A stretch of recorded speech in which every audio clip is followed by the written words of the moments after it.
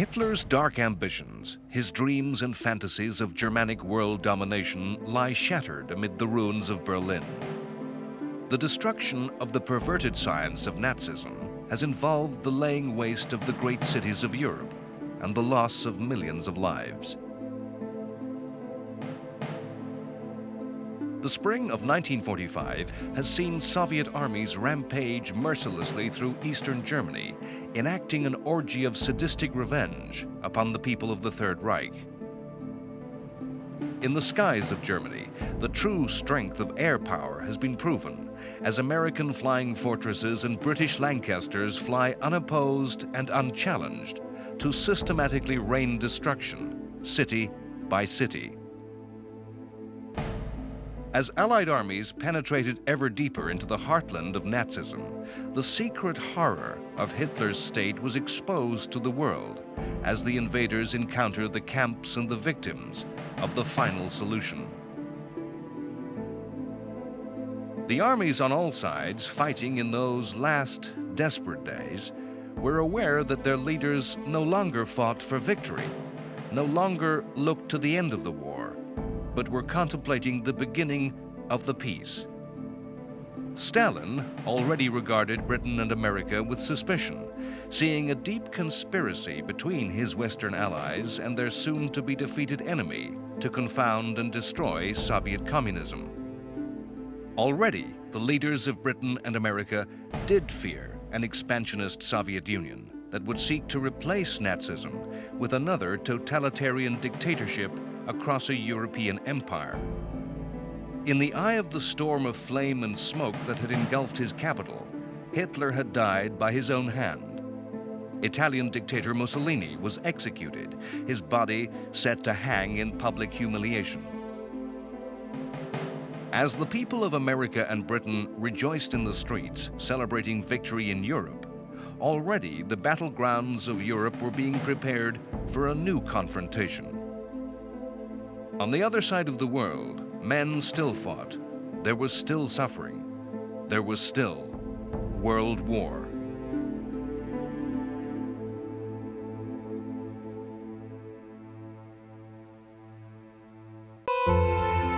The great party that was VE Day was May 8, 1945. The surrender terms agreed that all German forces on all fronts were to unconditionally lay down their weapons and cease fire on the 8th. Yet fighting in Europe continued for days after. Isolated pockets of German troops fought on. Far behind the front line of fighting, deep in occupied France, fortress garrisons of German soldiers left as far behind as the Atlantic coast continued to hold out. These forces were surrounded and isolated and had been bypassed by the Allies as strategically unimportant in the big picture of the war. These troops were to surrender days after the official end of the war. In the East, Stalin did not accept the surrender, and he demanded that a separate peace be made. In fact, Russian soldiers were ordered to carry on fighting even after this Eastern truce. They pushed deep into Czechoslovakia, aiming to extend the area of territory that would fall under communist domination. It was 3 days after the supposed surrender that the Russians ceased fighting. By then, the Soviet forces had liberated the Czech capital city of Prague. Amongst the Nazi soldiers who fought in this last battle were a large contingent of ex-prisoners of war, former Soviet soldiers who had changed sides to fight against Stalinism. Millions of Soviet citizens had seen the Nazis as liberators. The fate of these men in the peace was to be grim: execution for the officers, long incarceration in the Gulag for the ordinary soldier.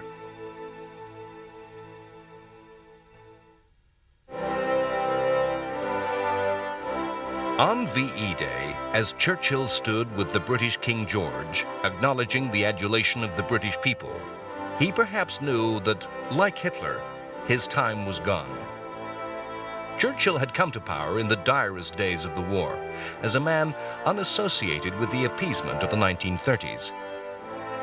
Churchill's defiant and stubborn will to resist had been the only weapon in Britain's arsenal for much of 1940, He kept the war alive when it would have been easy to give in to Hitler. Churchill's scheming to somehow bring America into the war had led to the ultimate defeat of Nazi Germany. Churchill wanted the wartime government, a coalition of all British political parties, to continue into the peace. The British Labour Party refused. Churchill was forced to resign, and a general election was called. Despite being cheered wherever he went, Churchill's Conservatives were destroyed in the poll, with the Labour Party winning a massive majority in Parliament. Churchill had been a disastrous peacetime politician and was too close to the policies of the 30s that had brought poverty and mass unemployment. The mood in Britain was that the war had been fought to win a better future, and that the new peacetime world had to be better than the 1930s. Thus it was that in the last days of the war and the coming peace, Britain's Prime Minister was to be Clement Attlee, a small and quiet man, in many ways the exact opposite of all that Churchill was. It was to be Attlee that sat in Britain's chair at the Potsdam Conference, held between July 17th and August 2nd, 1945. Potsdam was to be the last great conference of the leaders of all three great powers. The Potsdam Conference was to shape post-war Europe, draw its borders, determine the type of society in which the peoples of Europe would live. The state of Poland was physically moved westwards into Europe. The USSR took eastern Poland. Poland was compensated by territory taken from eastern Germany. The Potsdam Communique described the move as temporary, pending a final peace conference. It authorized the ethnic cleansing of millions of Germans who were expelled westward. In fact, that final settlement was not to come, and the new map was not accepted by Germany until 1990 and the final withdrawal of Soviet armies. It's often forgotten that even in July 1945, the Soviet Union and the Empire of Japan were actually at peace. It was via Moscow that the Japanese had made requests for peace to America and Britain. Japan wanted a negotiated peace. The Potsdam Conference told Japan there could be no question of an honorable, face-saving peace, that their surrender would have to be unconditional, that the Japanese government would be removed, Japan occupied and stripped of colonies, that Japanese leaders would face trial for war crimes, and, above all, that Japanese society would be forcibly modernized and democratized.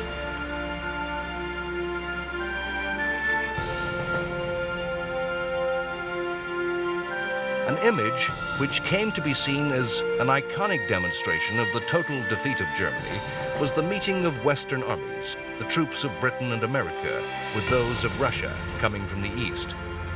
The unification of the two arms of Allied attack underlined the totality of Nazi defeat. The camaraderie of the soldiers, often staged for the newsreel cameras, was soon to dissolve and be replaced by mistrust and suspicion. At Potsdam, the decision had been taken that the territory of Germany would be divided into different zones of occupation, each under the control of one of the Allied powers.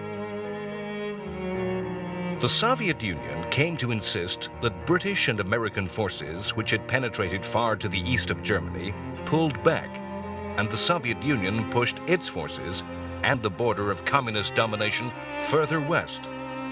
Germany was divided between America, Britain, the USSR, and France. The German capital, Berlin, although deep in the Soviet zone, was also divided into occupation zones.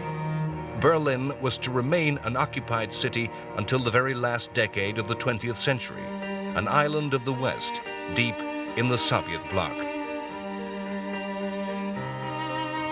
Without any one of the three allies, America, Britain, or the USSR, the defeat of Nazi Germany would have been impossible. Of the three allies, the Soviet Union and its people made a tremendous sacrifice, paying the highest price in death and destruction. Theirs was the only territory that was to become a battlefield. It was Soviet soldiers that did most of the dying for the Allies. From a position of near defeat in 1941, as Barbarossa brought German forces to within the sight of the Kremlin, victory had fallen into the lap of Stalin and the Soviet system. What had begun as a desperate war of national survival ended with a triumphal reversal of fortune as the Red Army swept westward. The Soviet Union of the 1930s had abandoned any idealism of spreading world revolution. Stalin chose instead to build absolute power in Russia rather than indulge in political conversions. With Hitler's defeat, though, vast prizes of territory and population fell into Stalin's hands, and policy towards this new empire had to be improvised. It is a fact of history that Stalin was personally responsible for more deaths than was Hitler, and that Stalinism was a more encompassing and comprehensive system of terror than Nazism.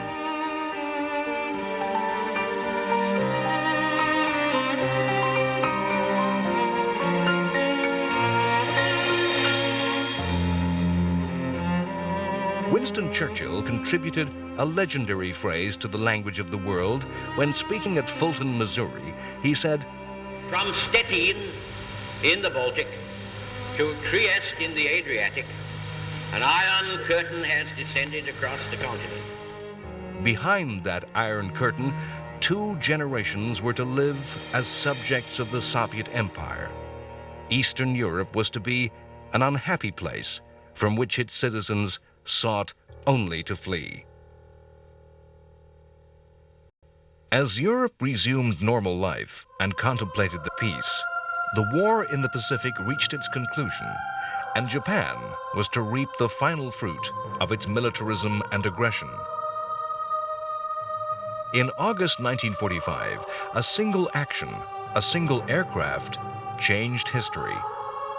A single B-29 bomber dropped a single weapon which devastated the city of Hiroshima, revealing to the world the greatest Allied secret of the war, codenamed the Manhattan Project, the atomic bomb. The nuclear weapon was built to be used against Nazi Germany, against the fear that German scientists, the discoverers of nuclear fission, were also building a bomb. As we look at the haunted and ghostly ruins of a city eliminated in an instant, we must contemplate that even in the spring of 1945, with Americans and British across the Rhine and Russian guns in earshot of Berlin, a German nuclear bomb dropped on a massed Russian army group, a nuclear-tipped V-2 missile fired at London, a nuclear V-2 launched from a U-boat at New York. For the Germans had designed that technology, would even at that last desperate late stage have reversed the fortune of war and brought Nazi victory. Germany had in fact neither the industrial resources nor the quantity of scientific expertise to build the bomb. Many of the scientists who built the bomb for America were themselves European exiles from Nazism. The Manhattan Project has a complete history of its own. An enormous enterprise that involved the construction of vast industrial plant and the labor of more than 600,000 industrial workers. By the time the first bomb had been tested in the desert of New Mexico and bombs were ready for use, Germany had already been defeated. History must ask why the bomb fell upon Japan. The lessons of fighting at Iwo Jima and Okinawa showed that Japanese forces would fight to the death in defending the home islands of Japan. It is true that many thousands of American lives were to be saved by the use of the bomb. The saving of American life may in fact have been a byproduct of United States policy.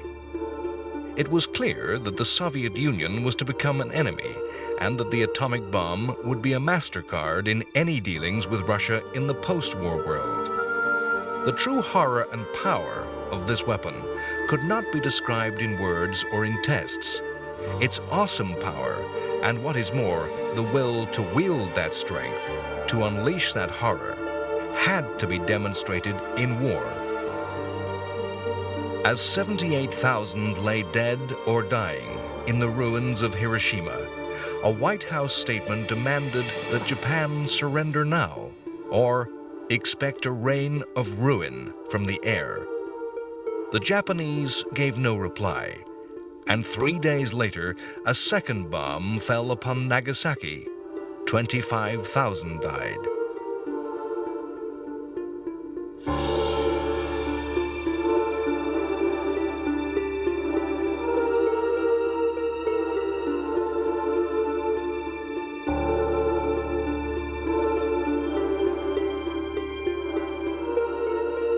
The Soviet Union cynically declared war on Japan on August 8th. Their long-promised offensive was now no longer needed. Stalin used the opportunity of a certain and imminent victory to seize territory, islands in the north of Japan, and to occupy the north of Korea. In the end, Emperor Hirohito broke the deadlock and broadcast to the Japanese people 5 days after the attack upon Nagasaki. His broadcast never mentioned the word surrender. He asked his people to be prepared for the coming of peace. On September 2nd, in Tokyo Bay, General Douglas MacArthur took the surrender of Japanese forces.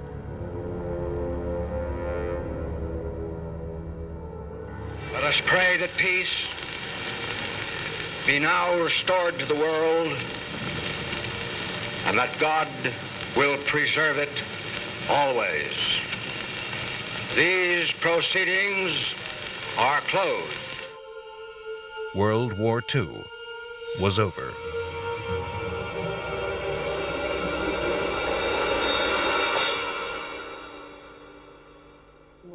The celebration of VJ Day on August 15, 1945, once more filled the streets of America and Britain with celebrating crowds.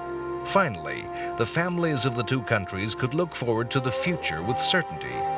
Already in both Britain and America, the process of demobilization for the armed forces and the realignment of society had begun. In the second half of 1945, in Britain alone, 170,000 men and women each month returned to civilian life, and war industry in both economies rapidly shed jobs. For many of these war workers, this meant that a delayed retirement could be enjoyed. For the many millions of women, the peace meant a return to a traditional female role, focused on home and family. This was the time of the baby boom, a time described as when everyone and her sister was having a baby.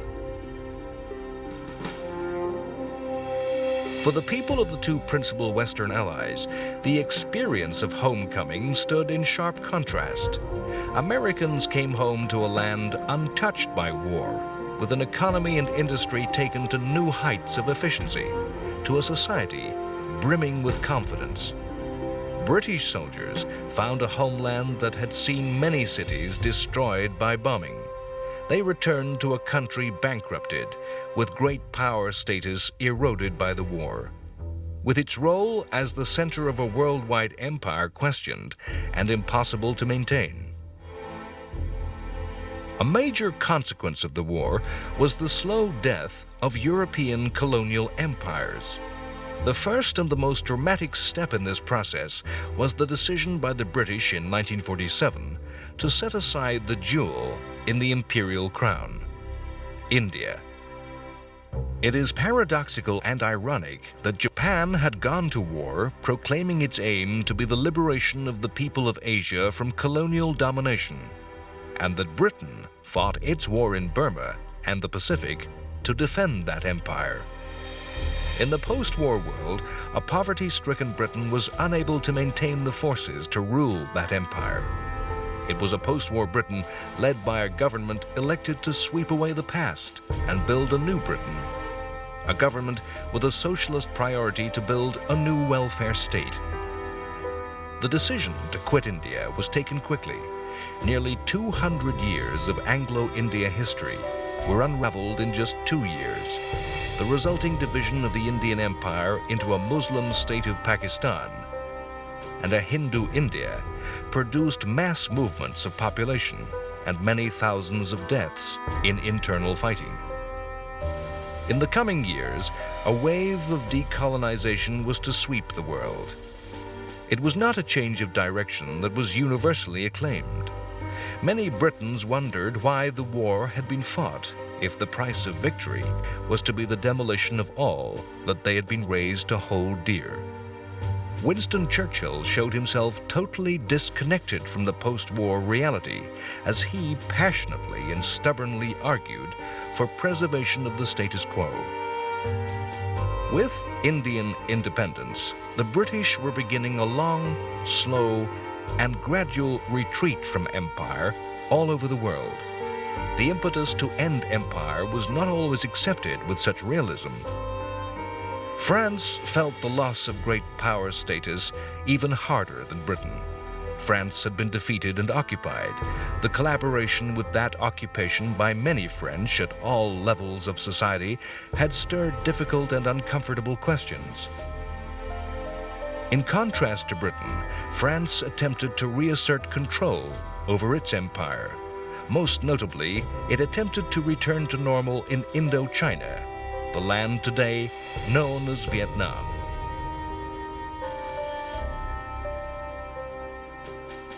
No sooner had France found peace in Europe, it embarked on a war against the Viet Minh, the National Liberation Army of Vietnam, led by Ho Chi Minh. This was to be a long and painful experience for the French that would eventually cost them 90,000 lives, and the Vietnamese people millions. Decolonization was a result of World War II, and the war was to compound this strand of history even further. Simple struggles for national independence became entwined with the Cold War, the confrontation between the Soviet Union and its former allies. The Vietnam War became a battle of the Cold War.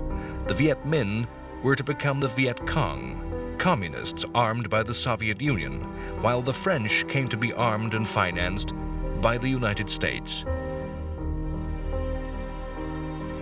Indian independence created a massive new democratic state from the second most populous people on Earth.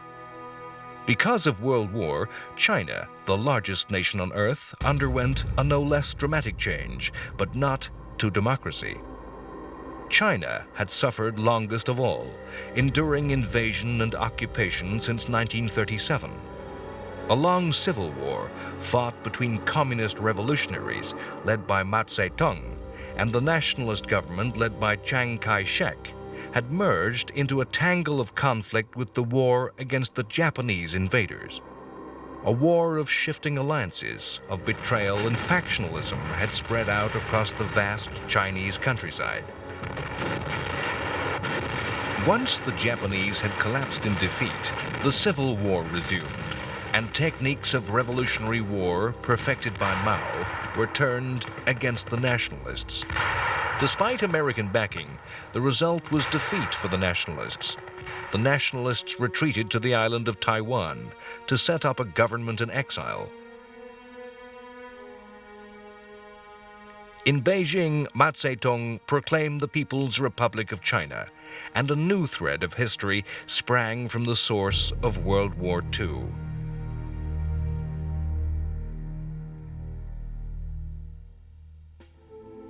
A direct result of the Second World War was the creation of a new state, Israel. The British Empire famously stretched around the world. A small corner of that vast dominion was the territory of Palestine, acquired in the aftermath of the First World War from the ruins of the Turkish Empire. Britain had then promised to establish a national home for the Jewish people, a vow that had remained unfulfilled. In 1945, as the revealed horrors of the final solution became known, the impetus to establish a Jewish nation became irresistible.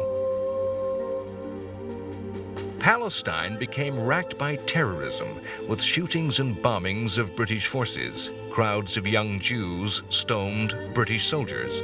and the British Navy intercepted ships carrying Jewish settlers, many of them survivors of the death camps. Palestinian Arabs refused to become part of any Jewish state.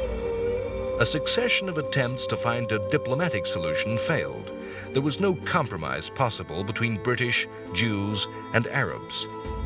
Britain's withdrawal in 1948 was, in effect, an abandonment of an insoluble problem, and the new state of Israel was born into war.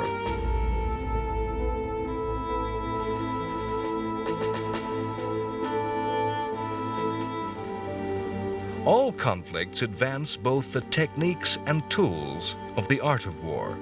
Scientists and engineers are inspired to invent new weapons.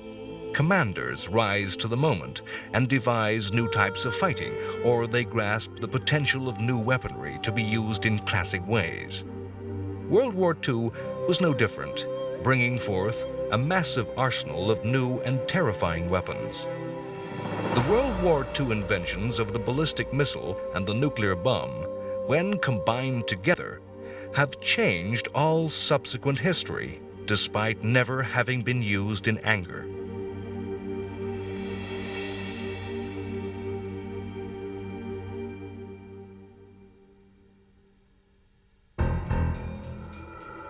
A military art was created that was no less history-forming than the bomb. In the struggle against occupying armies, irregular, low-technology warfare came to be perfected. In occupied Europe and in occupied China, the professional, highly trained armies of sophisticated industrial societies were engaged by partisans, resistance fighters, and guerrillas. These wars were political, about controlling populations as much as territory. The tactics were those of ambush and sabotage, the random terror bombing, and the murder of collaborators. Often, these resistance armies married nationalism to revolutionary communist politics. To this very day, in wars all over the world, in Vietnam, Kenya, and in Cyprus, in Northern Ireland, Zimbabwe, and Cuba, the wartime invention was used by often small, motivated, and fanatical guerrilla armies. The United States of America emerged from World War II as a world superpower, able to project an overwhelming and absolute force anywhere in the world.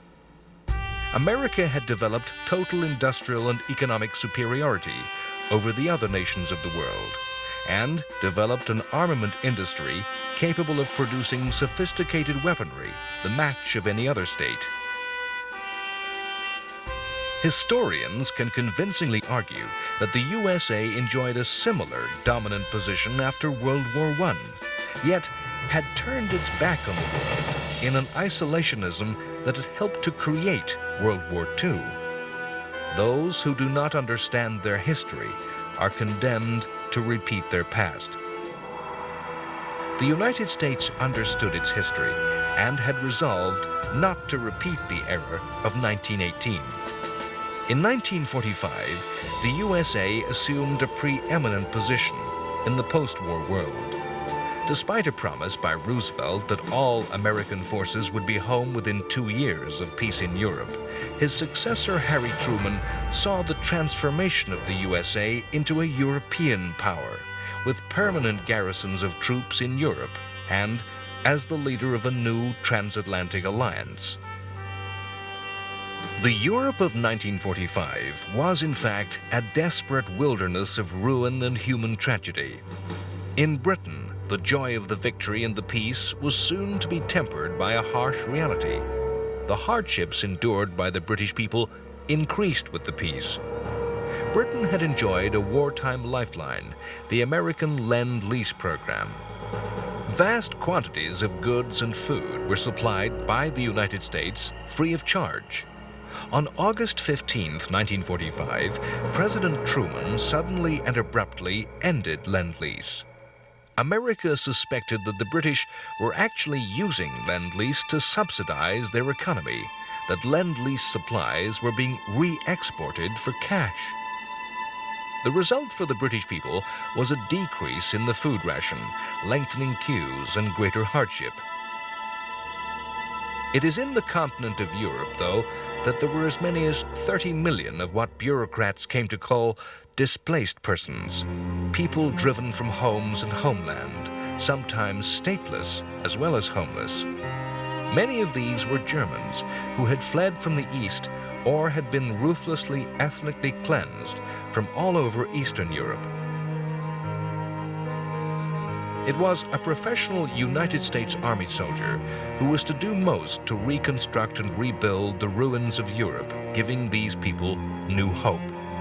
General George C. Marshall had served through the war as United States Army Chief of Staff. Recalled to public service as U.S. Secretary of State, Marshall formulated a massive program of economic aid that was to come to bear his name.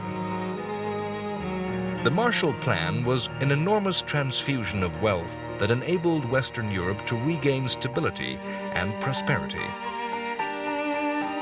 The victory of 1945 allowed Stalin to feed his paranoia and push back both borders and potential enemies. The map of the post-war world was drawn, with Poland, Hungary, Czechoslovakia, Romania, and Bulgaria all becoming communist countries built to a Stalinist plan. Forbidden by Moscow to apply for Marshall aid, they struggled to rebuild and condemned their people to the grim austerity that was to characterize Eastern Europe. The war was still being fought, as in San Francisco, the foundations of a post-war system of international security were laid. This was the United Nations Conference, and established the organization we know as the UN. The new organization was designed with the lessons of history in mind. Following World War I, the League of Nations had been established as a worldwide peacekeeper, and its failure in this task was a major cause of the Second World War. In designing the United Nations, the states of the world learnt from the failings of the League. The League of Nations was a club that had at first refused to allow Germany or the Soviet Union to join. America had turned its back on the League and never joined. The UN was inclusive. Any state who wished could join, and all major powers took a dominant role. In the 20s and 30s, it had been too easy for a state that wished to simply ignore any censure or sanction by the League. Hitler simply left. Japan and Italy ignored sanctions over Manchuria and Ethiopia. Too often, the League had seemed slow and indecisive. Its last act had been to expel the Soviet Union for its invasion of Finland in 1939. The new United Nations was designed to be everything that the League was not, with a structure that allowed decisions to be made and capable of fielding troops in its own name.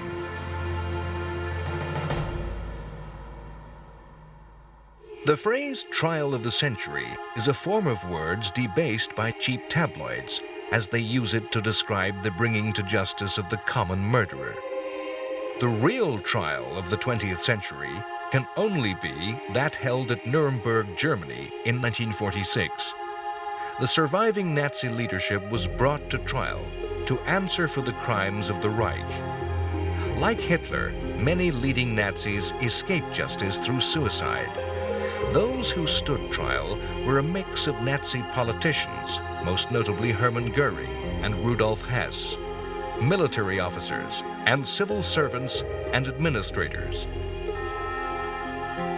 The defendants were charged with both breaking the existing international laws, such as the Geneva Convention, which prescribed the treatment of prisoners and enemy civilians, and with new charges, crimes against humanity. The trial was held before judges from all the Allies. Had history been different, how would the bombing of Germany and Japan's cities be judged? How would the submarine attacks of the U.S. Navy on Japan be seen? Above all, could a Stalinist regime accuse another of crimes against humanity. The intuitive truth remains that the Nuremberg defendants were able to defend themselves and were given a fairer trial than any Nazi court would give. The defenses that were offered included military and bureaucratic claims to be solely obeying orders, nimble-minded legal defense, fanatical defiance, and claims of insanity, of actions perpetrated under a mesmeric trance in the spell of Hitler. The Nuremberg trials acquitted some defendants. Some were imprisoned. Many were executed.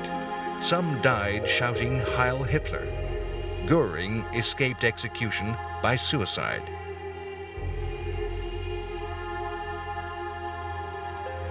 Horrors that rank alongside the final solution emerged in Asia. Japan's war criminals stood trial for crimes that included massacres of both civilians and prisoners of war, and even mass human vivisection. Again, many of these war criminals paid for their crimes with their own lives.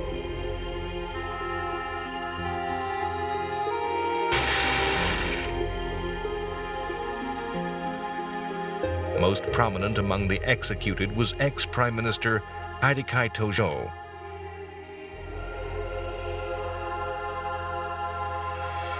The Cold War in Europe started where World War II ended, in Berlin.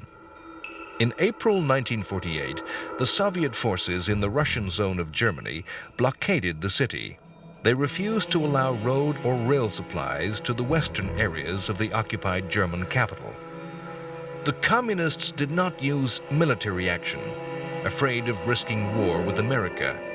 Their intention was to starve the Western Allies out, seeing their influence and martial aid as undermining the Soviet position in eastern Germany.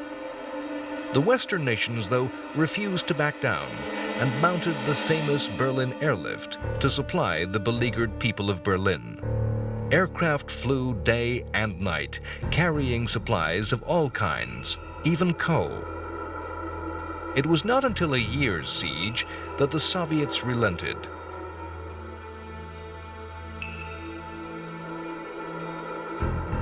The tense standoff between the two eventually nuclear-armed factions was to dominate nearly 50 years of world history. It was a war of confrontation, intimidation, and bluff. Actual fighting was by proxy in remote parts of the world.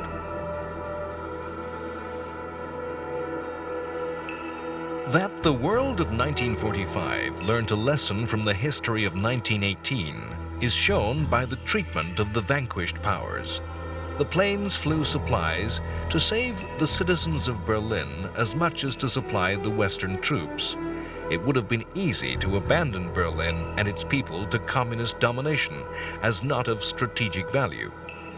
Long before a later U.S. president was to describe himself as a Berliner, those words were put into practice. Germany was not punished with the crippling reparations that had provided Hitler with such ammunition in the interwar years. The western sectors of Germany were rebuilt, given secure democratic structures, and eventually became a full member of the Western Alliance. Eastern Germany was eventually given a communist government, and within the Soviet satellites, East Germany became a fanatical hardline police state that entrapped its citizens behind a wall of concrete and steel.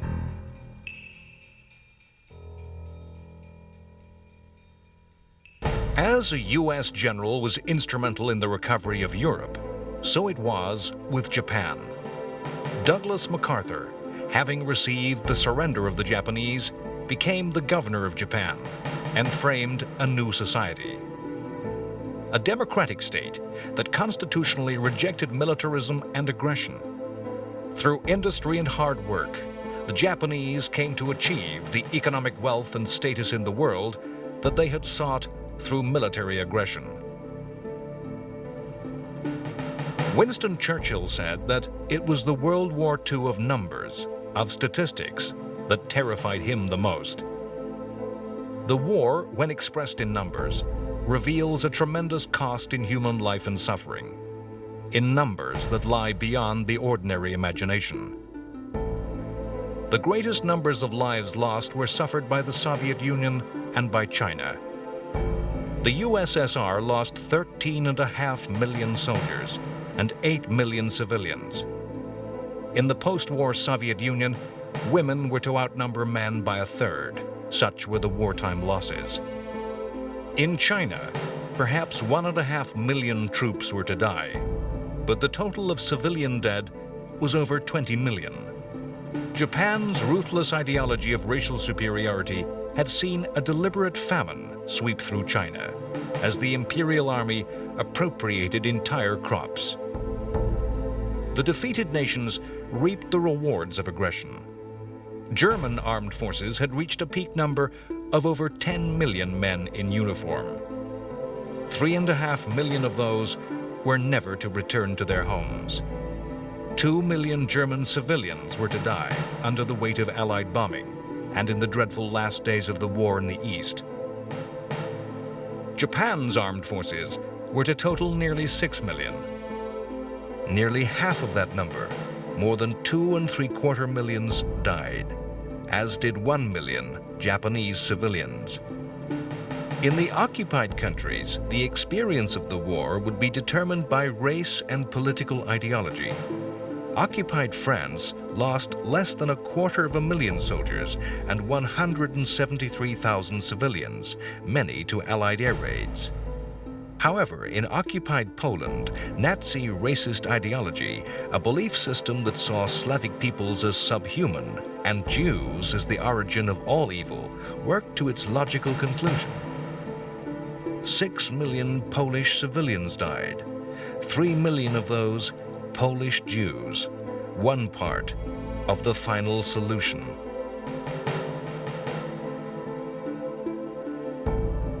Every occupied country in Europe shares in the final solution. It is, to some states' shame, that the non-Jewish population gladly collaborated with deportations to the death camps. Equally, some nations can be proud that whatever other collaboration was made with Nazism, no part was taken in the Holocaust. Denmark transported all its 5,500 Jews to neutral Sweden. Only 77 Danish Jews were to die. All Bulgarian Jews escaped due to the refusal of the Bulgarian king to allow deportation. Even fascist Italy refused to take part in deportations. It was not until the fall of Mussolini that Jewish Italians fell victim to Nazism. Poland was squeezed on two sides with attacks by an equally ruthless and sadistic Soviet Union. Of 1 million Polish servicemen, 600,000 did not live to see the peace. The discovery by the Germans in 1944 of the bodies of many thousands of Polish officers killed by the Red Army was one of the first indications that the Soviet Union was not the friendly ally portrayed in the newsreels. Compared to the dreadful bloodshed of World War I, Britain lost less than 500,000 servicemen and just 70,000 civilians. It is a fact of war that it is in defeat that armies are destroyed. Victors rarely have to pay heavily for their triumph. The United States fought largely a winning war. With a maximum of 16.5 million under arms, less than 300,000 Americans were lost. Perhaps less than 10 U.S. civilians were victims of the conflict. The number of deaths in the major combatant nations overlies a long catalogue of suffering, of death and loss that reached into all corners of the world. As many as 55 million lives were lost all over the planet. From when we first realized that now is preceded by a before, we become aware that we're traveling on a timeline of history that is personal and unique, and yet is intertwined with the big flow of history. The history of World War II is perhaps the defining moment in the history of humanity. Yet the place of the war in history is not absolute and fixed. It's a different thing to different people. The people of Germany, Britain, and France talk of World War II, 1939 to 1945. The people of Russia of the Great Patriotic War from June 1941 to May 1945. The United States of a war beginning in December 1941 and lasting until August 1945. For China, the war began as early as 1937. When did the war really end? The history of World War II is heavily laden with irony. The Nazi delusion and the Stalinist paranoia that the alliances and antagonisms of the war would somehow realign came true. A post-war Nazi plan dreamt of a united Europe, with the Mediterranean South turned into a holiday playground for the North, with a single currency controlled by the German economy. Japan talked of an Asian co-prosperity sphere, where the states of Asia, free of colonialism, would become independent leading economies, with Japan in the dominant position.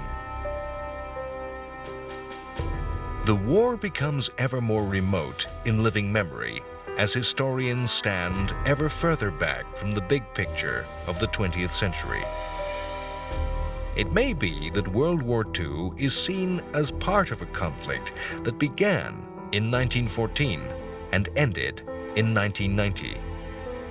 As the Russians finally left, as communism crumbled across Europe and a reunited Germany, a democratic Germany was allied to its former enemies in an ever closer political and economic union. There can only be a handful of people on this planet unaware that the war happened. To surf through the documentary programs of a multi-channeled media world is to experience a place where somewhere Hitler is always speaking, the tanks are always driving forward, the bombs are always falling. If we are unaware of the history of the war, then we know its mythology, where fact merges into fiction, in the Hollywood epic and the TV sitcom. Impossibly handsome commandos are always mounting daring raids on secret weapons, and bungling bank managers forever play slapstick comedy in Britain's Home Guard. A Spitfire victory rolls in the clear English sky of 1940. For the people of Britain, the Battle of Britain was fought in the heat of a glorious English summer. That is a myth. Records detail a climate wetter and cloudier than even the normal summer. The Red Army fights alone against the Nazi invader. It did not. Only American boots kept the soldiers fighting. For many nations, the mythology of the war remains a definition of national identity. In 1,000 reruns, it is the finest hour once more.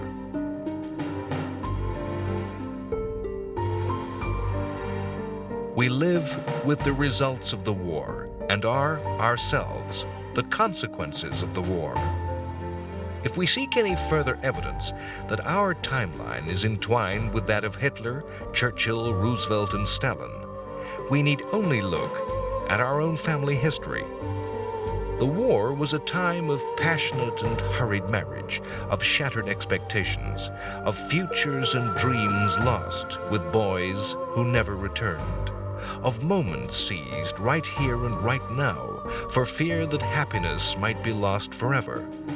Many of us owe our ancestry to the war, to parents, grandparents, and great-grandparents who met because of the war. Evil will always be present in the world. Its eradication is not in the power of men. Yet, if there was ever an action by men that aimed to eradicate evil, it is that war waged upon Nazi Germany by Britain and America. The history of the war is a complicated weave of the politics of national self-preservation and of power games. Yet, refine and reduce that history to its elemental facts. Strip away post-war maneuvering for power, and a war is a struggle between good and evil. The world will never be free of wicked men who will arise, and through sheer aggression and envy, tap into prejudice and the basest of instincts. These men will start wars, and will perpetrate terrible cruelties. It is only through the history created by the millions of individuals who fought and died in World War II that we, in the present and future generations, shall know the dictator and the aggressor, and shall see the ideologies of hate and evil for what they are, wherever and whenever they arise.